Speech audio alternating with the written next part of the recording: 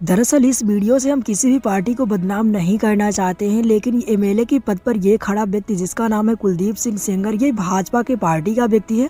और इसने ना कि इस लड़की के साथ हैवानियत की, बल्कि अपने पैसे और पॉलिटिक्स के दम पर लड़की की जिंदगी खराब कर दी और उसके पिता की हत्या भी करवाई। यहाँ पर उसके चाचा को जेल भी भेज दिया गया।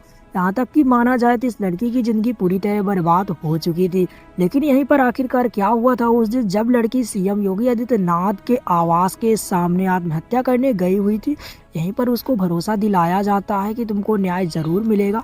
तो क्या सच में इस लड़की को न्याय मिला या फिर हर केस की तरह ये फाइल भी दफन होकर के रह गई?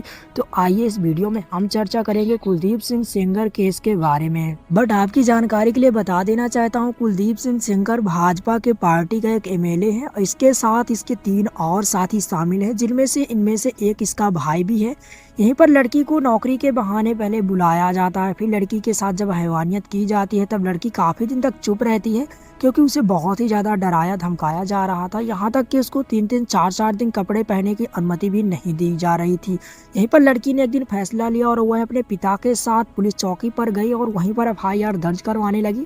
लेकिन जैसे ही कुलदीप सिंह सेंगर का नाम आता है तो पुलिस वाले भी उस लड़की को समझाते हुए कहते हैं कि कुलदीप सिंह सेंगर का नाम अगर उस केस से हटवा लिया जाता है तो कहीं ना कहीं उस लड़की की सुनवाई की जाएगी। लेकिन वह लड़की इस बात के लिए तैयार नहीं थी, क्योंकि मुख्य आरोपी कुलदीप सिंह सेंगर ही था।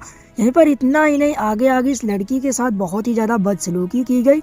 यहीं पर उसके पिता के साथ मारपीट भी की गई और उसे ही उल्टा थाने में बंद करवा दिया गया, क्योंकि यह लड़की बार बार पुलिस स्टेशन के चक्कर काटती थी और कई बार इनको धमकी भी दे चुकी थी।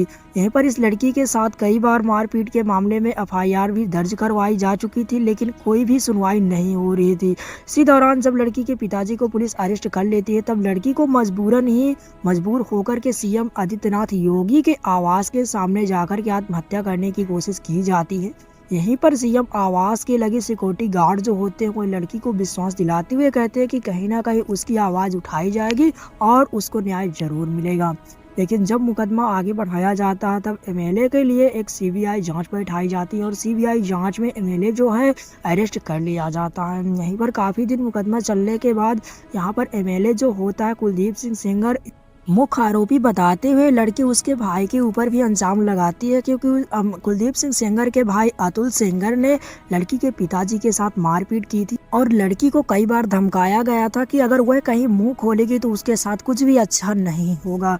इसी दौरान जब सारी जांच कंप्लीट हो जाती है, जब फैसला अदालत के तौर पर आता है, तब अदालत यहाँ कुलदीप सिंह सेंगर को आरोपी घोषित कर देती है। लेकिन यहीं पर जो मुकदमे दर्ज हुए थे कुलदीप सिंह सेंगर के खिलाफ, क्योंकि लड़की की उम्र नाबालिग होने के कारण यह मुकदमा कुछ ऐसा दर्ज हुआ था। कुलदीप सिंह सेंगर अगर आम आदमी रहता तो इसको 7 साल की सजा हो सकती थी, लेकिन अगर यहीं पर वही आरोप अगर कोई दूसरा व्यक्ति करता है जो कि सरकारी सर्विस से जुड़ा हुआ है तो उसे 20 साल से ज्यादा की सजा भी हो सकती है या फिर आजीवन कारावास भी दिया जा सकता है। यहीं पर अदालत जो होती है वह कुलदीप सिंह सेंगर को जीवन कारावास की सजा सुना देती है। इसी दौरान जब लड़की कोर्ट से फैसला लेने के बाद वापस अपने घर जा रही होती है तभी रास्ते में उसके साथ एक ट्रक वाले की टक्कर हो जाती है। जिस गाड़ी में विक्टिम होती है उसी से टक्कर होने के बावजूद भी लड़की का लकी होने के कारण उसकी जान बच जाती है, लेकिन उस पर वह काफी ज्यादा गंभीर रूप से घायल हो जाती है, जिसको देखते हुए तुरंत ही उसे अस्पताल में भर्ती कराया जाता है।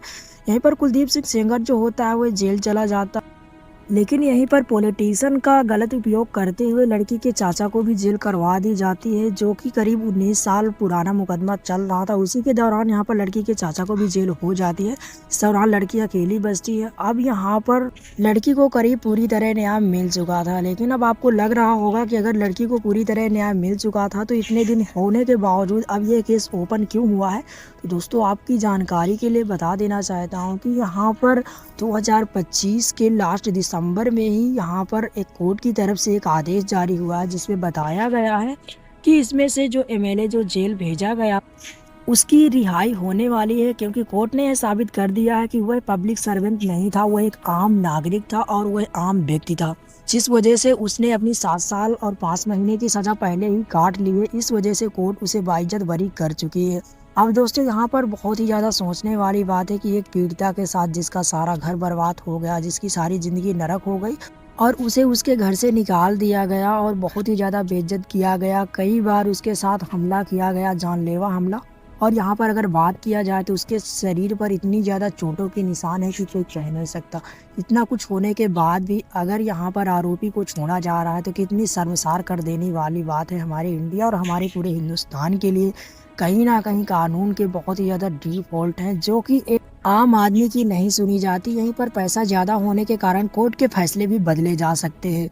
तो दोस्तों कहीं न कहीं इस पर बहुत ही ज़्यादा आवाज़ उठाने की बात है और आरोपी को पूरी सज़ा मिलनी चाहिए। और अगर आज इस लड़की के साथ गलत हुआ है और अगर आप और हम चुप बैठेंगे तो कहीं न कहीं कल हमारे साथ भी हो सकता है, फिर हमारे लिए कौन आवाज़ उठाएगा। इसलिए आप लोगों से बस यही चाहता हूँ कि वीडियो को ज़्यादा से ज़्यादा शेयर करें और लोगों को ये जानकारी हो सके और कहीं न कहीं आरोपी फिर से अंदर जाना चाहिए और लड़की को इंसाफ मिलना चाहिए। वैसे दोस्तों इस केस के बारे में आप लोगों की क्या राय है, अपनी राय कमेंट में ज़रूर बताएँ। वीडियो अच्छा लगे तो लाइक करें और दोस्तों के साथ शेयर करें।